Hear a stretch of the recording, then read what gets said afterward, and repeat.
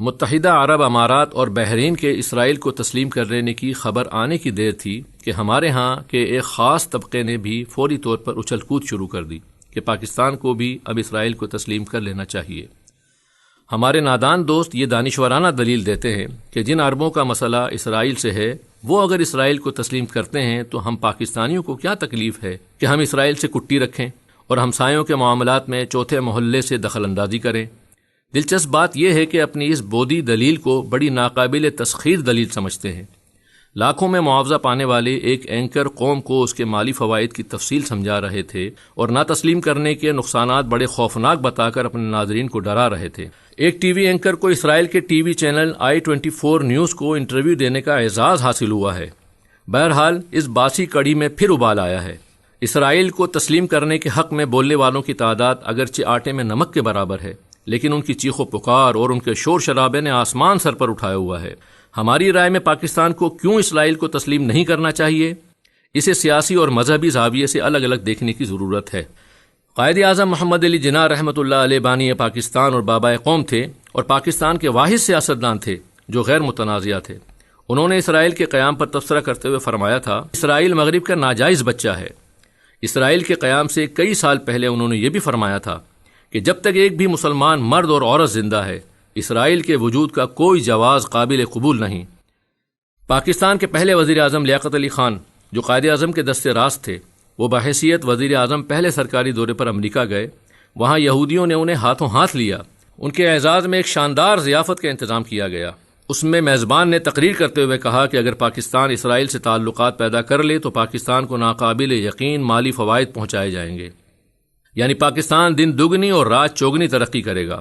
لیاقت علی خان نے جوابی تقریر میں کہا، gentlemen are souls are not for sale. یہ ٹکسا جواب تھا، یہ مسکت یعنی منہ توڑ جواب تھا، لہٰذا یہودیوں کا طویل عرصے تک منہ بند رہا۔ 1967 میں جب اسرائیل نے مشرق وسطیٰ کی جنگ جیتی تو اس کا جشن پیرس میں منایا گیا۔ وہاں سابق اسرائیلی وزیر اعظم بن گوریان نے تقریر کرتے ہوئے کہا، یہ عرب ہرگز ہمارے مقابل نہیں آ سکتے، ان کی کوئی حیثیت نہیں، ہمارا اصل دشمن اور حریف پاکستان ہے جس سے ہمیں نمٹنے کے لیے تیاری کرنا ہوگی۔ انہوں نے کہا کہ پاکستان ہمارا نظریاتی حریف ہے، ہم دونوں نظریاتی ممالک ہیں، اگرچہ ہماری رائے میں اسرائیل نظریاتی نہیں نسلی ملک ہے۔ یاد رہے اس وقت پاکستان ابھی ایٹمی قوت بھی نہیں بنا تھا، لیکن یہودیوں کی تیز نگاہوں نے بھانپ لیا تھا کہ ان سے ٹکرانے کی کون صلاحیت رکھتا ہے۔ جملہ معترضہ کے طور پر یہ بھی عرض کر دینا مناسب ہوگا کہ عرب اسرائیل جنگ میں پاکستان کی فضائیہ میدان میں اتری تھی اور اللہ کے فضل و کرم سے پاکستانی فضائیہ نے 100% نتیجہ دیا تھا، یعنی جتنے اسرائیلی جنگی طیاروں کا پاکستان سے مقابلہ ہوا ان سب کو مار گرایا تھا۔ پھر کیا اہل پاکستان بھول گئے ہیں کہ اسرائیل نے بھارت کی مدد سے کہوٹہ پر حملہ کرنے کی متعدد بار کوشش کی تھی؟ اس کا اعتراف پاکستان کے سابق وزیر خارجہ خورشید محمود قصوری عوامی سطح پر کر چکے ہیں۔ اگر آج ہم اسرائیل کو تسلیم کرنے کی ہمالائی غلطی کریں گے تو وہ ہمارے ہاتھ پاؤں بھی اسی طرح باندھ دے گا جس طرح وہ مشرق وسطیٰ کے مسلمان ممالک کے باندھ رہا ہے۔ اب اگر کوئی بات سمجھنا چاہے تو انتہائی واضح ہے، وہ یوں کہ کیا کوئی انکار کر سکتا ہے کہ اسرائیل کی اصل منزل گریٹر اسرائیل کا قیام ہے؟ اور یہ بات اس نے اپنی پارلیمنٹ کی پیشانی پر کندہ کی ہوئی ہے۔ اسرائیل تیری سرحدیں نیل سے فرات تک، بلکہ وہ تو مدینہ منورہ کو بھی اس میں شامل کرتا ہے۔ حقیقت یہ ہے کہ اسرائیل قدم بقدم آگے بڑھ رہا ہے۔ گریٹر اسرائیل اصل ہدف ہے، وہ بہر صورت حاصل کیا جائے گا۔ اب آ جائیے کہ مذہبی نقطۂ نظر سے اسرائیل کو تسلیم کر لینے میں کیا رکاوٹ ہے۔ اللہ تعالیٰ کی آخری اور حتمی کتاب قرآن پاک آغاز ہی میں یہودیوں کو مغضوب اور گمراہ قرار دیتی ہے۔ ہر مسلمان اپنی نماز کی ہر رکعت میں سورہ فاتحہ پڑھتا ہے، اس کے بغیر نماز نہیں ہوتی۔ گویا وہ اللہ تعالیٰ کا یہودیوں کے بارے میں یہ فتویٰ بار بار دہراتا ہے۔ یقیناً ایک وقت تھا جب یہودی ایک مسلمان قوم تھی۔ اللہ تعالیٰ نے اپنی اس قوم پر بڑی عنایات کی۔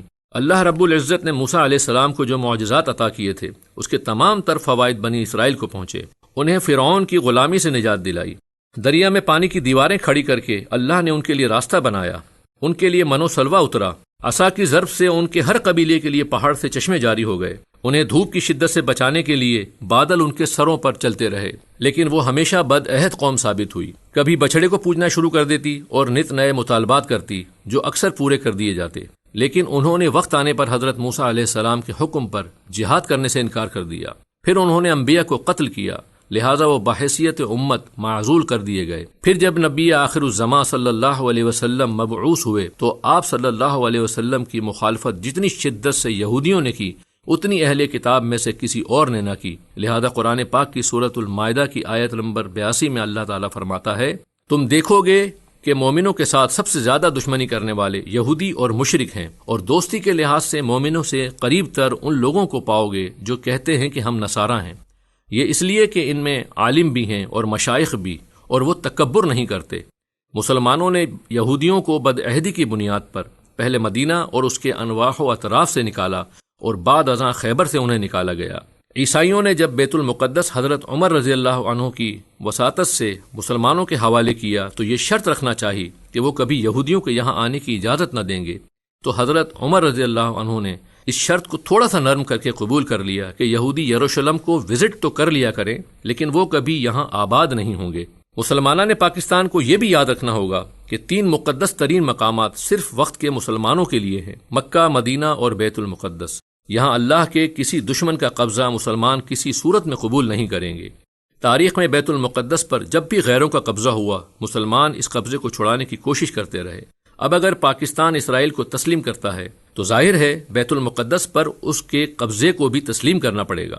اہم ترین بات یہ ہے کہ احادیث سے یہ بات ثابت ہوتی ہے کہ دجال اسرائیل کو اپنا ہیڈ کوارٹر یا مرکز بنائے گا، وہیں سے وہ لوگوں کو جنت اور دوزخ دے رہا ہوگا، یعنی اپنے ماننے والوں پر نوازشیں کر رہا ہوگا اور حقیقی مسلمانوں پر بدترین ظلم و ستم ڈھا رہا ہوگا۔